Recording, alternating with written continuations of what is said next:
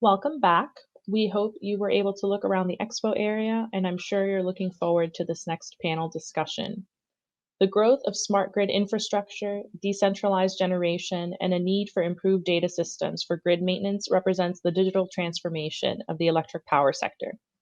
During this session, panelists will focus on the various digital transformations taking place in the electric power sector and touch on the challenges presented by this increasingly digital world.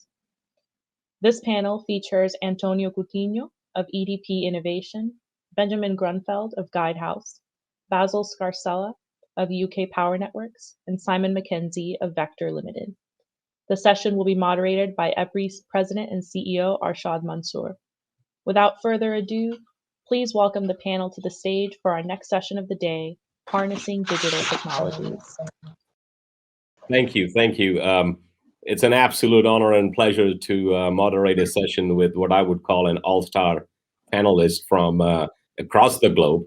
It's not often I get the chance for an Australian and New Zealand to be in the same panel, so I'm looking forward to some interesting, engaging discussion with the time zone all the way from 11 a.m. in North Carolina, US, where I am, to 3 a.m. or 4 a.m. in New Zealand.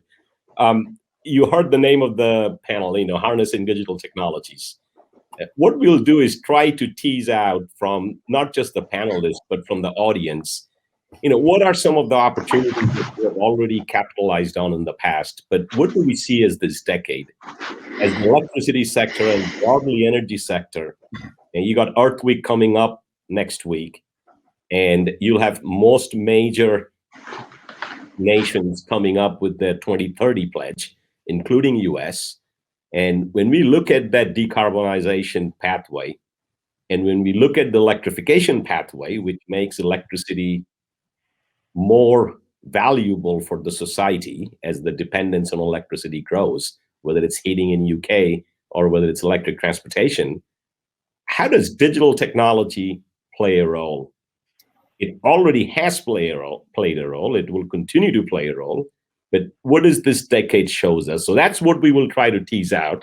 I'll be the network operator as a panelist, which means takes question from the audience and channel it to the panelists. So an all-star panel, I know we have an all-star audience, so make sure your questions are coming out as you're hearing the panelist.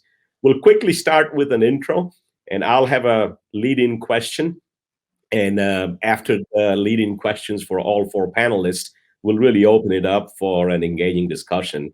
Let me start with Basil. Basil, at UK Power Networks, I've heard you talk about safety. I've heard you talk about customer service. How do you see digital technologies playing a role? And I've already played a role, so they continue to get better on safety and provide customers with an opportunity for choice, control for their energy. Yeah, thank you, Arshad, and good morning, good evening, good afternoon to everyone, wherever you might be around the world. Let me give you a quick introduction on UK Power Networks first. UK Power Networks is the electricity distributor here in the UK, in the London area, east and southeast of England. In short, we deliver electricity to some 8.3 million domestic consumers and industrial and commercial consumers. And you're right, the focus for our organisation is safety, customer service, reliability, and importantly, employee engagement. So your question, as we move into the networks are critical to the transition to low carbon, and we see safety and customer service, safety especially, as the license to operate for us. Unless we get safety right, I think we believe it's going to be difficult to get everything else to where we want it to be. So we focus a lot on safety and customer service.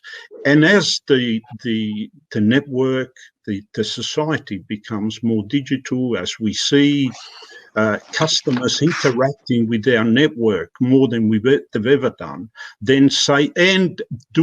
working remotely, then safety becomes even more critical in our view, and clearly customer service. Let me tell you the way we look at data that is important for customers, for customer service and safety.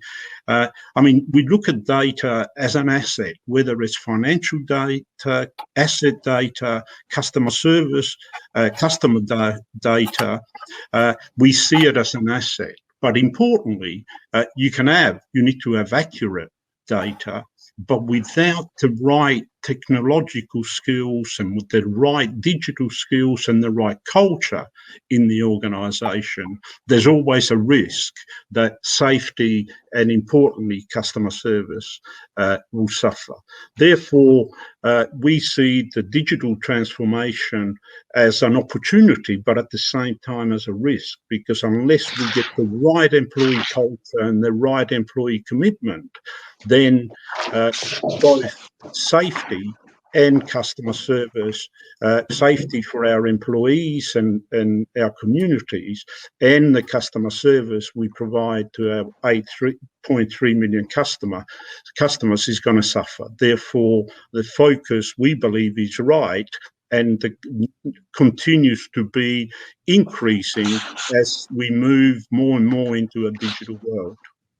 Well, thank you, Basil. I think your comments related to how safety and customer service, are kind of two cornerstones of our business, and how digital technologies will evolve. The digital data, how do we move the data? How do we make decisions based on the data? That's really what will define the future. I'm going to switch the order just a bit and go to Simon, because I heard something from you, Basil, talking about COVID, the situation we are going in.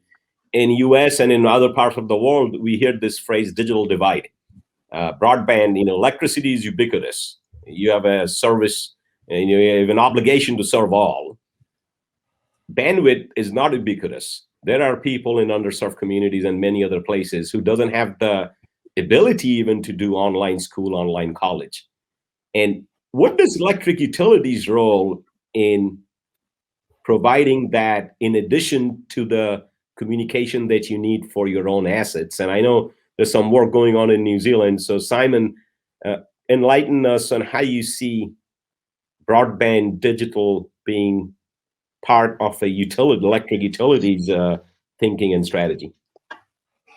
Yeah, hi everyone, and thanks for having us join here from New Zealand. Look, I guess for us at Vector, just by way of background, we provide all the electricity distribution networks across Auckland and New Zealand, the largest city. And then we have a portfolio of companies ranging from smart metering through to gas trading, gas solutions, microgrid development, and operations across the Pacific. And actually, we've even gone over to teach the Aussies a couple of things for Basil. All jokes aside, we had our fibre journey started about 20 years ago, where we were developing a IP strategy across our network. And in building that, we laid fibre to most of our connection points across the network. Off the back of that, we simply basically identified the opportunity to provide those services to primarily major customers. So not only obviously the electricity distribution services, but also fibre connectivity to, in our case, primarily business customers, whether it's mobile operators or offshore carriers, and or other telco retailers. And really where that's expanded to is we also provide backhaul to a lot of the cellular operators in New Zealand for their, what we're seeing now is 5G rollouts, with also kind of a lot of collaboration about how the 5G rollout can actually work on the fibre network, as well as hosting it on some of our assets. So I think, for us, we kind of, I suppose, 20 odd years on now, we just look at that as an integral part of our business. We're not a retailer. We basically provide what's called layer 1, layer 2 services. And we see that not only is the point you made earlier being integral to our digitization of our network, but also part of our customer service proposition, which is critical in two ways. We're seeing that where people are wanting options to just the primary carrier here, which was previously Telecom New Zealand, is now Chorus. So, you know, they have diversity of options in fibre. And what we're actually connecting up a lot more to now is our investments in batteries across our network and other devices that need to be IP connectable. I think the other benefit has been having a telco expertise in the business has also been really to supplement what we're doing with regards to digital technologies out in the field and how they integrate back into a lot of our management systems. I think, Simon, what you mentioned in US, you all have heard about the new administration and the infrastructure bill. It's not been passed yet, but there are trillions of dollars, and a big part of it is actually to bring in broadband to the masses, like we did in 1930 when Roosevelt came up with the Rural Electrification Act. Let me pivot to Benjamin. Benjamin, partner of Guidehouse. You guys partner with all the utilities.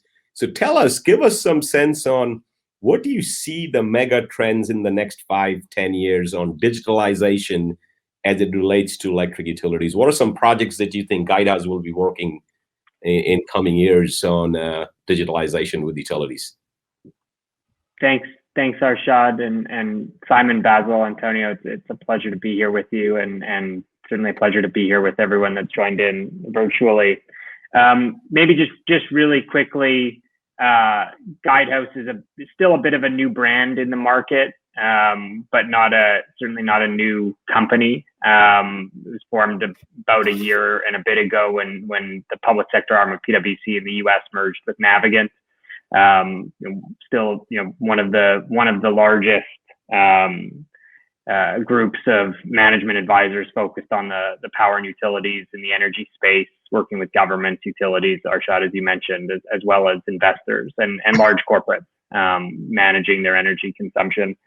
So yeah, we are very much partnering with the utilities, also working with the governments on policy that enable some of these big changes, and working with the end customers who are taking their power or taking delivery of their gas from the utilities that are on this call. It's interesting that when we talk about trends in digitalization, I actually think we use the term digitalization to characterize it now and to talk about a lot of things, but it actually goes back, I think, quite a ways to the early sort of smart grid initiatives in and each of the countries that are represented here, but the teams I work with, we work with utilities in the Middle East, we're working with utilities across Europe, we're working with utilities in Canada, the US, and in Asia. And everyone's at different stages of that, grid modernization, the element of the aspect of digitalization that I think is really focused on the asset, right? Taking, what were analog, devices on the grid and upgrading them to digital, making sure that we have, sensors and visualization capabilities into the grid and into the infrastructure, and really upgrading the equipment, right? Upgrading the assets, upgrading the infrastructure. That shifted, and you talked about fiber, rollout and fiber investments going back 10, 20 years, right? That shifted to communication infrastructure, right? That's sort of the next, trend in this evolution, right? So starting with the assets, then really kind of focusing on communication backbones, being able for these assets, now that we've got digital, readouts and digital, data being created in digital form from all these assets, how do you get them to talk to each other, and how do you get them to talk back to the offices, back to the engineers' desks, back to the control rooms, in a way that's effective? And I think, so when we look at the trends, I mean, both of those still have a long way to go when we think about, the power and utility sector, right? There's still a lot of, the grid that is largely analog. There's still a lot of the grid that's largely manually operated, right? Power or gas.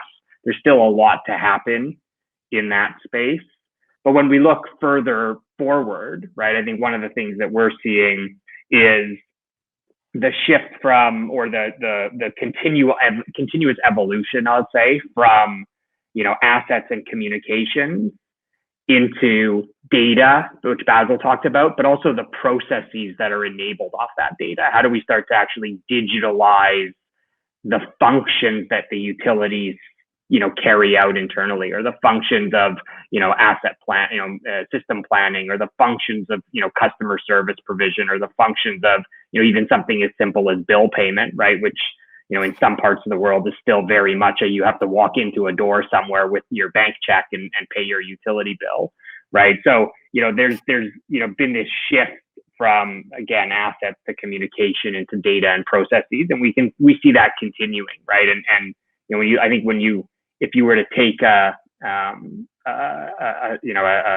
test overall of where the power sector is, or where the utility sector is, on its digitalization journey relative to other industries, we wouldn't score very well on the whole, I think. So there's still a long way to go in terms of completing that, transition to really a digital industry. I think, Benjamin, your focus on the way we look at it is digitalization is more than technology. The way we make, move, use electricity, all the processes will have to be retooled as we make data-driven decisions. So I think it's a big journey. I think we have all undertaken that journey. And last but not the least, Antonio Coutinho, head of the EDP Innovation, very near to Electric Power Research Institute when I talk about innovation. So what do you see some of the innovation opportunities and maybe challenges on digitalization that's focused on this decade?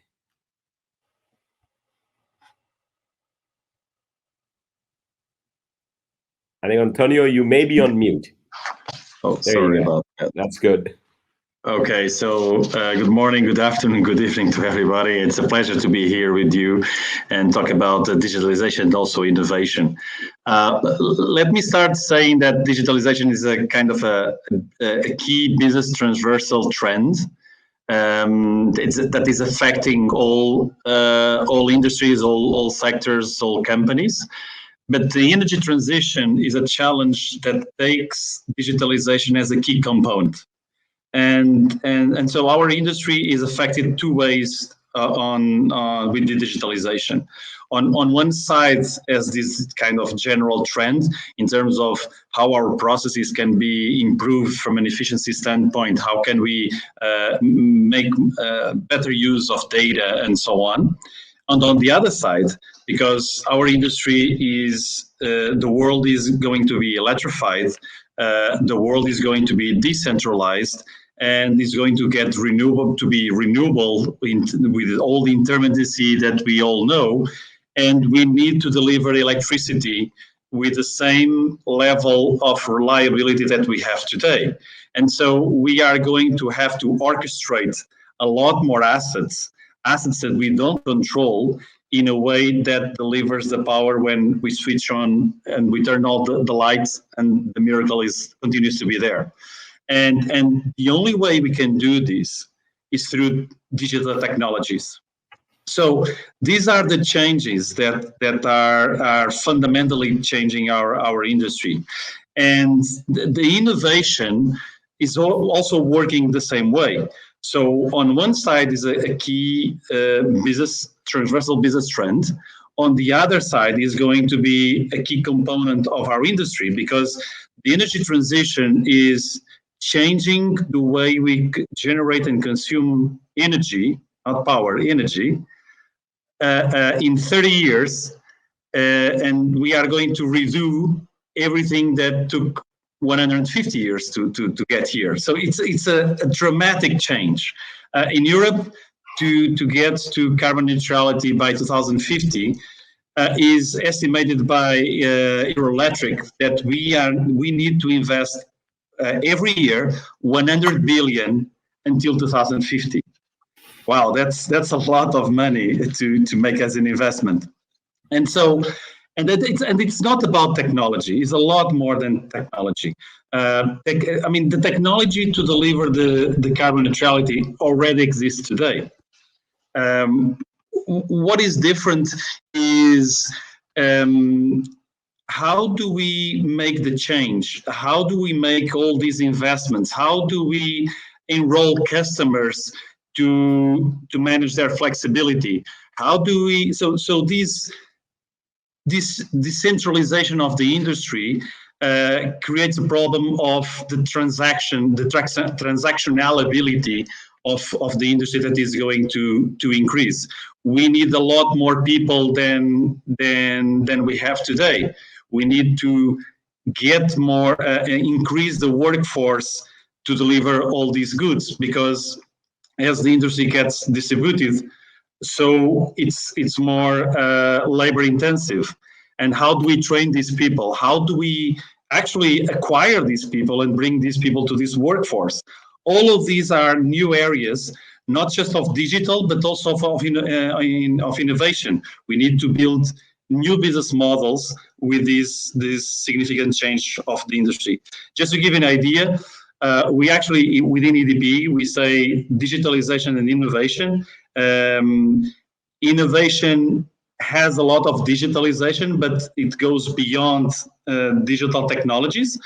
And we just recently made a strategic market update where we pledged that we are going to invest 24 billion until 2025.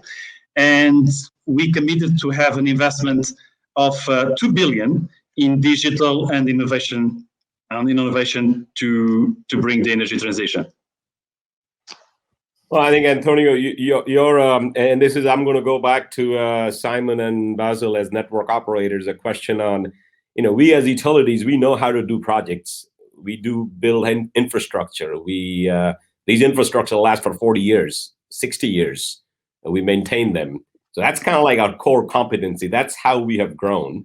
We're now entering this world of digital where maybe 10 years from now, 20, 30% of our investment is on the digital side with a totally different lifetime expectancy. It's not going to last 80 years. And the fundamental business changes, the regulatory process has to change on how you amortize that. So maybe if as a network operator, Simon, Basil, you guys give us some insights on how do you see this future of a utility where you're investing in digital technologies more so than transformers and wires and poles? Simon, are you going to go first, or I'm happy to? You kick off, Basil. That's fine. Yeah. Well, I mean, Ashad, you're right. We will continue to build assets that last 40 to 60 years, but there's going to be a number of assets and a lot of investment on new technologies and digital, which will clearly last a lot shorter than the 40, 60 years that we used to for the traditional assets. Regulation, and the networks are regulated monopolies, and certainly at UK PowerNetWest we are. Regulation needs to continue to change because recovering investments, as we traditionally do now over 45 years in the UK, is simply unacceptable when technology is going to be out of date with, in some cases, 2 or 3 years, but on average, and Ben will know a lot more about this than me, between 5 and sort of 7 years. And therefore, the regulation need to change. I'm happy to say here in the UK, we've moved on from a sort of rate-based regulation to an incentive-based regulation, which in short, we are incentivized to basically deliver the commitments we've made to the customers at the lowest possible cost. Safely as always, but at the lowest possible cost, and at the same time enable us to earn incentives by over-delivering the commitments in critical areas such as reliability, and as I talked about earlier, customer service. And so there's a good example where the UK regulatory regime has evolved. And as we move forward, and we've got distributed generation and the decarbonisation of heat in the UK, and transport and investment in technology, then regulation is to continue to evolve. And I'm confident that that's happening as we speak. Now, whether regulation evolves as quickly as technology and as quickly as the energy system, that's going to be a challenge. But that challenge we all face, and I'm sure the regulatory regime here, like I say, I'm confident it will continue to evolve. Simon, what is your thinking as our business model changes in the electric utility industry? Yeah, I guess our focus has been very much around essentially looking at digital technologies as for probably quite a long time now is just an integral part of our business. And we start with really anything from how we actually manage our network. So how our whole asset management thinking's moved to what we call probabilistic AI. So it's about using artificial intelligence connected to devices to really grow much better utilisation from assets. So I think the regulators will clearly look at, you can't just continue to build in a very deterministic mindset. So through significant amounts of data and machine learning, artificial intelligence integrated into digital platforms, we're completely changing the way in which we think about the capital intensity of the business through those augmenting kind of traditional network management with with those digital platforms, orchestrating a completely different way of running the system. What that's meant for us is that it's to achieve that, we've collaborated with a number of global companies. We've got a strategic alliance with AWS, for example, on what we call new energy platforms. So we're co-developing digital platforms with Amazon. We've built with Imprest out of Israel a DERMS platform that we're utilising to basically connect all our batteries, EV chargers, consumer products in homes, and that's all being orchestrated in conjunction with what we call the traditional network solution. So I think the challenges, first and foremost, I agree with Basil that it's really challenging for regulators to be able to keep up with the trends. Our focus is on, I guess, in many ways, trying to minimise the deployment of what we call the traditional assets because of the long life nature of them, by a philosophy of changing our asset management planning mindset first and foremost, starting with recognising that customers want choice and options, and then actually orchestrating them primarily on digital platforms that bring together data analytics, customer choice, connectivity to customers to make those choices, and then obviously the solutions that are out in the field. I think it's important that the regulators, in particular, I think one of the biggest challenges for them is how they have the skill sets to understand what the capabilities of the digital platforms are and what that means to the objective of providing reliable service and safety and security to customers. Well, I think we would have in this whole hour of digitalization, if I didn't hear the word AI and machine language, I think we would have missed it. I'm going to get back to that. There are some questions already coming from the audience, and I'll encourage the audience, keep on sending your questions. And one of the questions, it really cross-cuts all what we have heard on data. Data is going to be king. Everybody going to see data as an asset. Electric utilities will see that. The thermostat manufacturer will see that. But we need free exchange of data so that we can do a data-driven decision-making at an optimum level. But you have privacy loss. You have people thinking, if I'm a thermostat manufacturer or a smart heat pump or pick a smart technology, that I now have access to the customer and I have the data. But that data is essential for you to offer energy services and also to operate the grid. So maybe Benjamin, get with you in Guidehouse. How do you see this data being very much controlled by each entity? And without the free form of data flowing, you're not going to get to the ultimate power of digitalization. How do you guys see that evolving? Yeah, it's a great question, and I think you need to think about the data in two ways, right? I think there's call it grid or in front of the meter data that the utilities are generating, collecting, analyzing, incorporating in their decision making, right, and into processes. And that I think is different from and has some different characteristics and different challenges than let's call it behind the meter or customer specific data, right? What comes out of a smart phone app that a customer signed up to, or what comes out of an automated smart home system or an energy management system that someone's installed in their building or in their household. And quite frankly, I don't think that the power sector needs to reinvent the wheel here. I think that you look at the proliferation of information and data and that companies like Google or Nest or companies that are in your home, in your business already, that probably know a lot more about you than you know about yourself in some ways.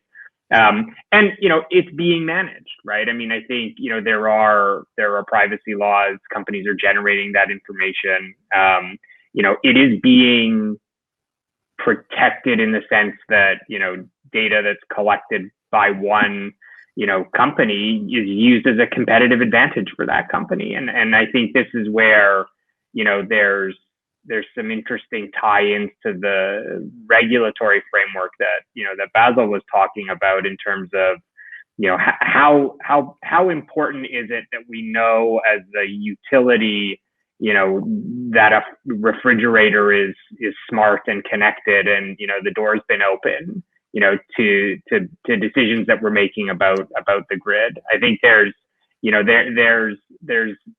some things that need to be shared, need to be accessible. We need to manage the privacy and protection around that. And then I think there's the competitive element of what happens in the home, what happens behind the meter, that actually produces different outcomes, and actually it's creating innovation and driving innovation in that space. That again, it's the utilities in the sector will find a way into that. But again, I think there's ways to generally speaking, right, protect customer information, protect personal identifiable information, right, to protect the commercially sensitive information. Maybe as a moderator, sometimes I like to see not agreement on everything, but maybe some contrarian viewpoint. So let me offer a contrarian viewpoint, and maybe Antonio, from an EDP perspective, tell us where you guys are thinking about. So yes, if I'm opening my refrigerator door, I don't think the network needs to know.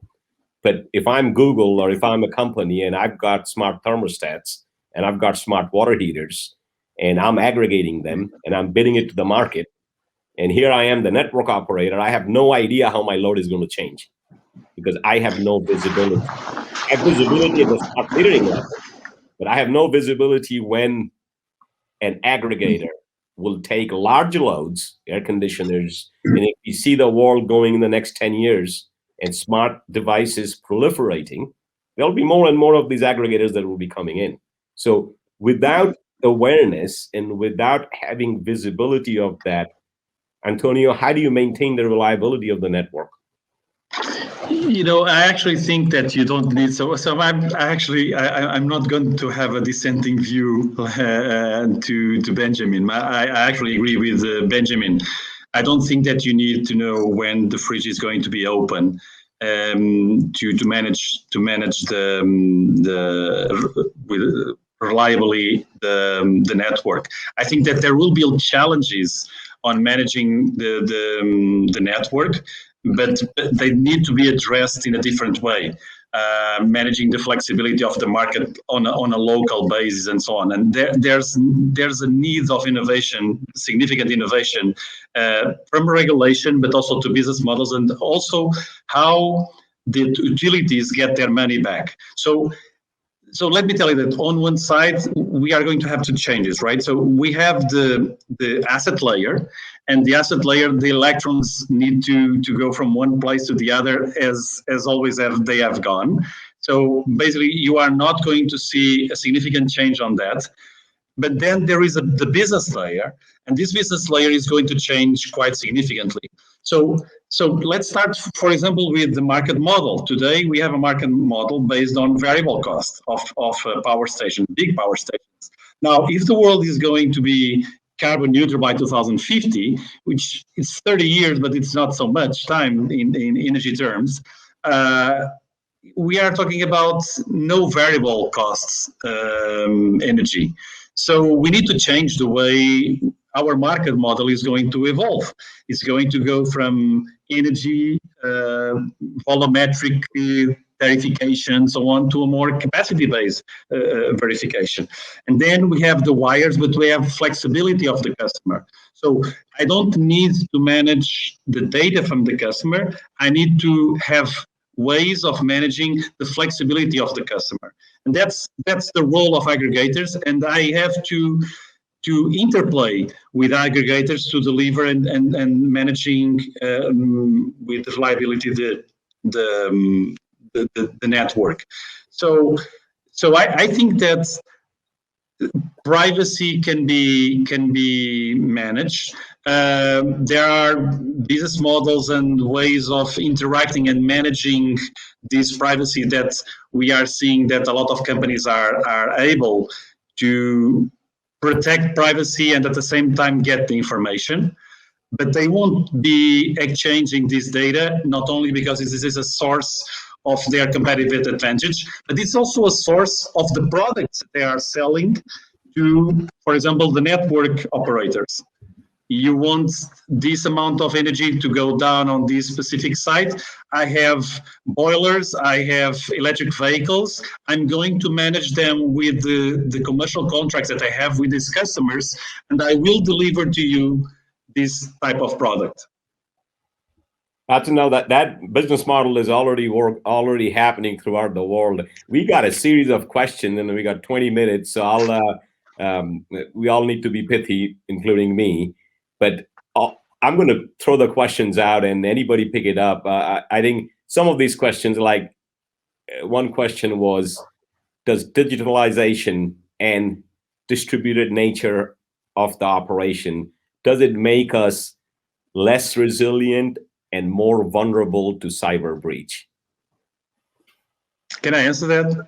Absolutely. Anybody take it. So just to see then how Basil and Simon picks on this. Today electricity represents around 20-something% of the total energy consumption in a country. At least in Europe is around 22%. And I'm sure that in US it should be around the same amount. Now, if we want to go to carbon neutrality, regardless what is the target, we know that we need to electrify the economy. And when we are electrifying the economy, we are increasing this ratio. And for example, in Europe, to reach carbon neutrality by 2050, probably we need to have 60 to 70% of electrification rate. So this means that our economy is going to be fully supported on the wires that we have on the industry. And let's imagine that today, our cars have energy that is stored there and so on. So if there is a problem on the supply of oil, we can manage throughout some time this disruption. Now, if 70% of an economy is based on electricity, based on a single wire, if that wire is cut, by some logically cut cybersecurity cut. Regardless, this is a big problem for the economy. So the only way you can create resilience is by having distributed energy resources that at the end they could kind of start create some islands and enable this economy to continue to work. So with distributed storage, distributed energy resources, the ability to manage microgrids and so on, to start microgrids, it's not efficient, but from a resilience standpoint, it should improve the resilience. That's an interesting way to look at it. Yep, it will increase our attack vectors on cybersecurity, but the configuration of the grid could actually lend to be a more resilient grid with decentralization and digitalization. That's an interesting way to put it. So I'm going to go to Benjamin now. There's a question, and this word always, people hear that and we glaze over it, interoperability. And that's a buzzword. It's actually very important word. So the question was, do we see a lack of standards in the industry and guidelines on interoperability? And if we have interoperability, two things can talk with each other. If you have 15 different charging station, infrastructure with the back end and data communication totally unique to their own, what's the state of the industry? What is Guidehouse doing to help the industry on this? So, I mean, I think the pithy, simple answer is, yes, a lack of interoperability slows things down. I think that's, the sort of the pithy, simple, without further and greater interoperability, we're not going to see as much, progress and transformation. I mean, if you look at the, digital payments as an example, right? There is effectively a standard. You can pay with your credit card anywhere. It's now becoming simple that you can pay with your phone anywhere, right? So, that sort of interoperability, whichever bank you work, if you're coming from New Zealand, Australia, it doesn't matter, right? There's interoperability, and it's accelerated all the things that have come up with that. Same with personal computers and same with mobile phones and things of that nature, right? We've effectively landed on two standards, for mobile phones. It's either the Android or the iOS platform, and it's evolved from there. So, I think greater interoperability in the power sector, and in particular when you start to get, into the periphery of the power sector, I think, the industry as a whole generally does pretty well at standardizing the big things, right? Standardizing, the power system itself, the poles, the wires, the transformers, the circuit breaker, that gets standardized pretty quickly and is pretty well standardized, even as it digitalizes. But we are behind, I think, when it comes to, standardization around, e-mobility and charging equipment, or when it comes to energy management systems, or, operable devices, controllable devices, things of that nature. I have a plug-in hybrid, and the number of times I pull up to a different, EV charging point and try to just pay with my, credit card or app, and it doesn't work. By the time I figure it out, I've given up and moved on. We haven't figured that out, and I think it does.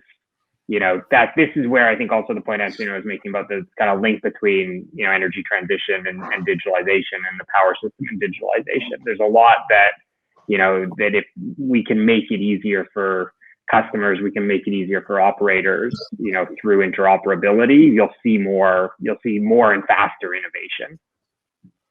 Well, now that this is, I'm going to go to the network operators here. I'm going to go to Basil and Simon. Maybe start with Simon first. There's a lot of questions. I'm not sure we'll get it in the 15 minutes. So maybe a, off the cuff answer. There's a question: what digital technology will be the most disruptive to utilities / grid reliability? Simon, what comes to your mind? I basically think it stems from AI, machine learning. I think we'll see a massive amount of data being processed and machine learning actually utilizing that to actually change the way in which demand or services get delivered.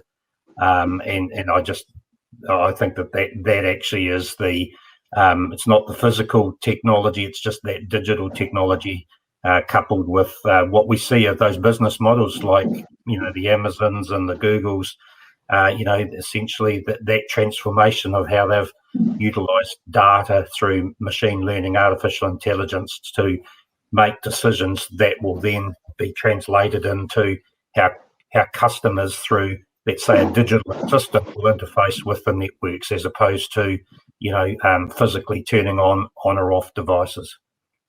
Basil, what's your one technology that could cause the most disruption? I've got a different view. I don't think there's any technology that can be allowed to disrupt reliability of the network, because as Antonio said, the reliance on electricity is going to increase dramatically over the next 20, 30 years. And therefore, any thoughts of any technology disrupting reliability from a network perspective is a non-starter. Therefore, yes, there will be different technologies will require different response from the network. But in my view, reliability need to continue to improve and not even consider the idea that introduction of technology in the network will result in less reliability in a world where the community is more and more reliant on electricity. And I could point to lots of technologies, whether it's vehicle to grid, whether it's distributed generation, whether it's micro generation, all of those have got the opportunity to disrupt reliability.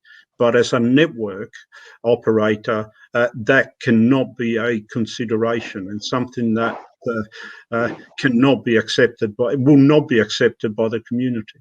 Well, you mentioned, I mean, we saw what happened in Texas just a couple of months last month, and public safety, it's not just worker safety, but public safety and energy reliability and resiliency is completely intertwined. So I tend to agree with that. Maybe go to Benjamin with the next 10, 12 minutes remaining. A quick question, and my answer may not be quick, which is, heard about artificial intelligence, heard about automation. We'll inspect, instead of sending crews to inspect our transmission lines and substations, we'll have cameras, we'll have UAVs, bring that data, do the analytics.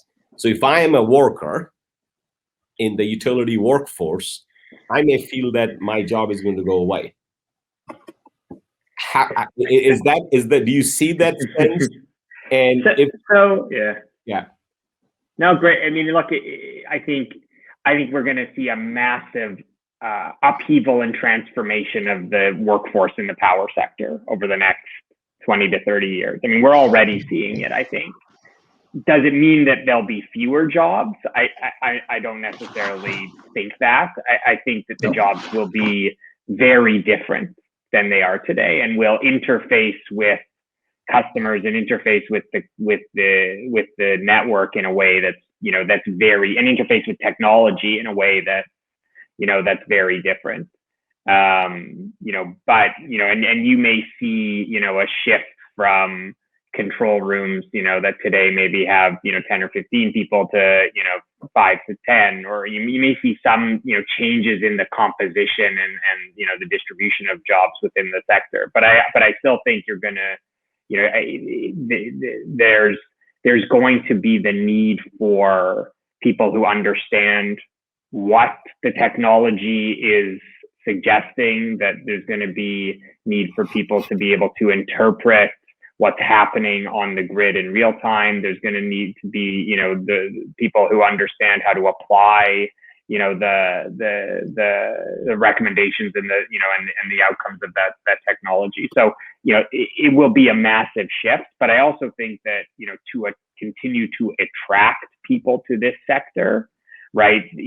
That's where the other side of it is, right? That, young, look, we go through this as well as just as a professional services firm, right? Trying to attract, young, energetic, strong talent into the organization you have to be at the forefront of, of what's happening in your industry. You have to be, deploying technology, and you have to be, giving people, ways to work with things that are interesting and invigorating. And I think the utilities are going to see that as well. And so it will absolutely change the way that I think people work, but it will be a change rather than a massive reduction. Basil, Basil? Yeah, Ash, I tend to agree with Ben, but if this is, and I've been in utilities for a long time, and I've got to say, this is the unexciting time to be, especially in the electricity industry. Yeah. And for a young, and there's a challenge, by the way, for utilities and electricity utilities to deliver that message to the young people that utilities have got the reputation of being boring, slow in changing. All of that has actually changed over the last 10 years. It's going to continue to change at pace over the next 10, 20 years. So the message for all of us in utilities is to be, this is an exciting time, and don't worry about the fact that the roles are going to change and therefore you're going to lose your job. This is an opportunity for young people to join the electricity industry and develop and grow and progress, because there will be immense opportunities as we change, as Ben has outlined, for young people to progress and prosper in the utility rather than be afraid that it's a short-term career. Ken, unanimous agreement. I think the perception is still there, as you mentioned, that this is a stodgy industry, where it all, but the opportunity, and at EPRI, we say that to our staff, that you have a societal mission. The clean energy transition, the tip of the spear is electricity, not just because of electrification, because electricity will create another fuel, hydrogen, liquid ammonia, and that's indirect electrification. So if you want to change the world, join the electricity sector. So now I'm almost going to a commercial. Antonio, maybe go back to you. We have 8 minutes remaining. Tell us how, as an industry, EDP, us, how do we take this message to the, to the next generation that will be joining our workforce? And what do we do to captivate the imagination of people that this is no longer your ancestors' electricity business?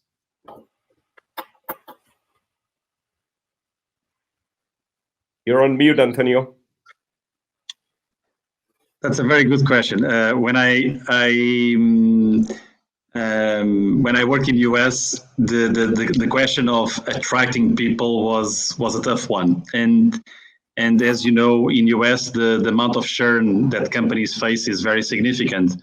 And one of the interesting things that I experienced with EDP Renewables, which is a major player in US, was that we had less than half of the usual churn in US. And the reason was that people wanted to be part of this change that we are required as a civilization at the end of the day. And also running now the company of EDP Innovation, attracting PhDs to work on these challenges, it's very interesting. It's a lot easier than I was thinking, because people are committed on solving these new problems. They say, look, guys, you are going to participate on very cool stuff. We need to do in 30 years what took us 150, and that's the challenge. And you are invited, and you actually get paid for that, and that's fantastic. Now, let me actually add one thing on the challenge of people. I think people is going to be a challenge. It's a different challenge that we were talking about. We are going, the energy transition, the decentralization of energy transition, given the speed that we have to take, is going to face the challenge of having enough people, enough trained people to deliver the goods. I always give this example that is related to Portugal. Portugal is a small country with 10 million people, 4 million of people in the active population. And just to change gas to electricity on heating water in Portugal, that would require us to have 2,000 people working every day until 2050 to deliver these.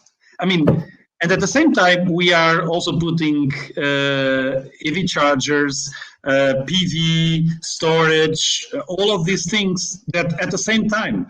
So the amount of people that needs to be trained, certified, and so on to deliver all these distributed assets is going to be a challenge. And the companies that are more leverage more on digitalization, on how do I do these type of things without doing a site survey? How can I speed up my transaction in order to be more efficient and create a proposal to my customer without even visiting the customer?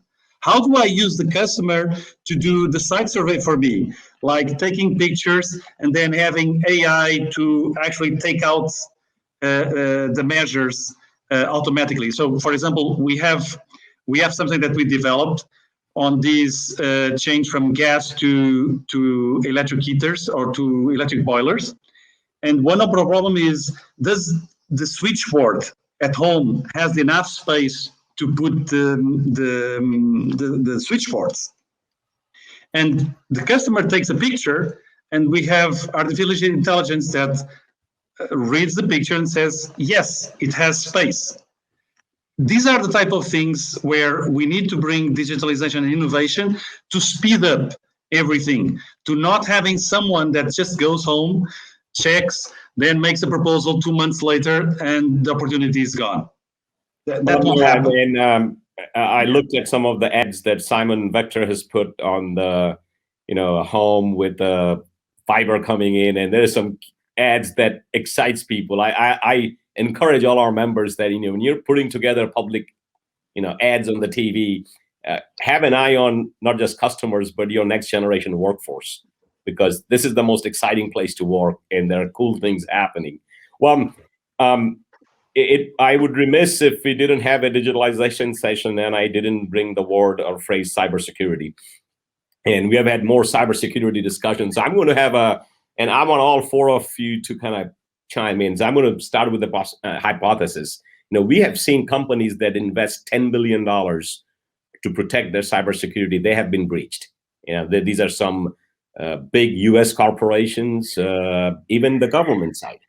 So we as a utility, and we'll continue to get better on cyber. Digitalization will expose a lot of more surfaces. How do we address this cyber issue as we go into this path for digitalization? And how do you see that, Basil, Simon, and then Benjamin and Antonio? There again, I mean, we've talked about distributed generation. We talked about sensors and technology being put on our network. We've talked about prosumers and the ability for all of us as consumers to buy and sell into the network.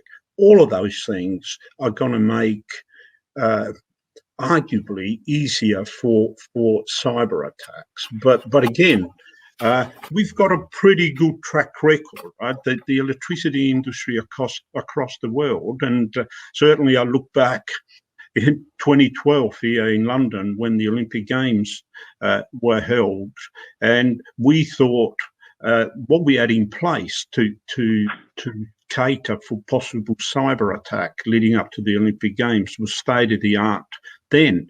That's less than 10 years ago, and I look at it now. I reflect on it, what it was like, and I get embarrassed how poor it would have been. So again, it's evolved immensely over the last 10 years. And as we get the network, the electricity network, becomes has more and more technology attached to it. Again, I'm confident the electricity industry will continue to evolve.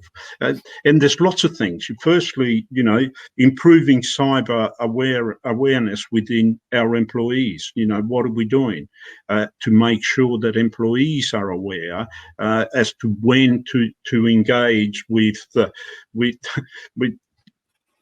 possible links that come up that will result in difficulty, system security and resilience, ability to respond and recover. Because I think you've made the point. You can't, Ashad, you can't assume that your cybersecurity is so tight that you're not going to be attacked. You've got to assume you will be attacked, that will be successful, and how you're going to respond quickly. So all of those things, again, they've evolved. The world has evolved. The electricity industry has evolved with it. But given the changes that are taking place in the electricity industry that we've talked about, that evolution on cybersecurity needs to speed up, no question.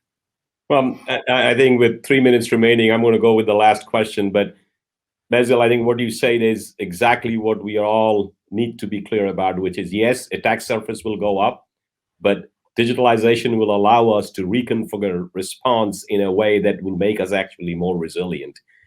Maybe 30 seconds each. So start with Benjamin.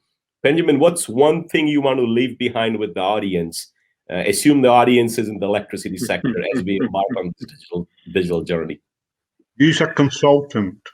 He'll have a lot of ideas. What is the one? Yeah, look, I think the way that we look at digital broadly and are working with companies around it, it's really digitalizing the utility is a means to an end, right? We're not digitalizing for the sake of digitalization, right? We're digital, or for the sake of spending money on fun toys, right? We're there's a reason behind it, right? It comes back to being able to deliver, a better service at a better price to the customers, to attract employees, to engage employees in a more meaningful way, to be able to provide a more resilient network, right? It's to be able to support the increased pressure that's going to come, to the power sector when it comes to decarbonization and meeting future goals. And so, the digitalization efforts that, I think the sector is taking fall into,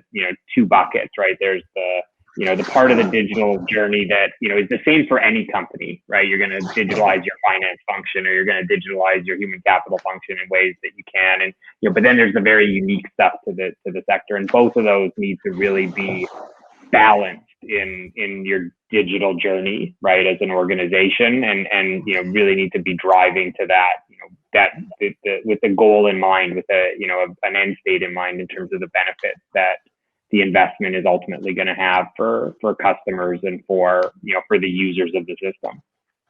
Well, Antonio, 30 seconds for you. What do you want to leave behind for the audience?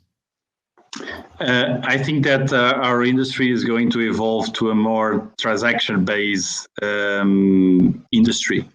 And I think that's the biggest challenge, is that we need to focus on be more efficient on transactions. And the only way, and when we are talking about transaction, we are talking about data, we are talking about more assets, we are talking about business models that are different, more real time, everything is going to be more transactional. And transaction efficiency is going to be key. And the only way you can be efficient on transaction costs is through digital. Digital enables the rich in terms of the amount of information and how much the information can go further and to everybody. Well, transaction. Basil, what's your 30-second leave behind? I think the electricity industry is going to be the critical enabler for the world to transition to low carbon. But at the end of the day, from an electricity industry perspective, safety of our employees and the customers, customer service, and reliability, together with obviously efficiency and the price of electricity, are going to continue to be the critical measures for our communities that we serve. Perfect. Simon, you got the last word. Yeah, look, I think agree with all what's being said. I think for me, the one critical takeaway that we really focus on, have for a number of years, is no use thinking that you can build everything yourself. So strategic alliances and collaboration is super critical. I think it's critical for a number of things. I mean, it's about working with other technology companies to co-develop solutions that are critical for the industry. It goes to how that actually lends itself to career propositions for customers. So I think that there's a real need for the energy sector to actually really focus on how you collaborate with companies that are not necessarily in the energy sector to actually rapidly adopt the skills and techniques that are needed in these transformations. Well, it's been, I knew this is an all-star panel, and you guys have provided great insights. Thank you so much, and thank you, audience, because you had some great questions. So that ends the session, and appreciate all of you taking your time, and it's been a privilege to moderate this session. Thank you. Thank you again to all of our panelists for such an insightful conversation. You touched on everything from regulation to customer privacy issues to resilience and cybersecurity in a digital world. What a great discussion.